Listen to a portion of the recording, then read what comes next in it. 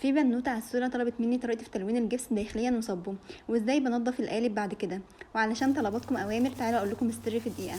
اول حاجه السر عشان اللون يطلع مظبوط بنحط الميه الاول، وبعدين بننزل عليها باللون ونقلبه كويس جدا لحد ما يدوب تماما في الميه قبل اي خطوه تانية.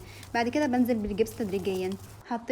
وانا هنا حطيت 3 كوبايات ميه وعليهم 6 كوبايات جبس، وقلبت لحد ما وصلت للقوام المظبوط، وعلى طول على القالب بصب الخليط وبديله خبطتين خفاف عشان نطلع اي فقاعات هواء والقطعه تطلع ناعمه ومفيش فيها فراغات.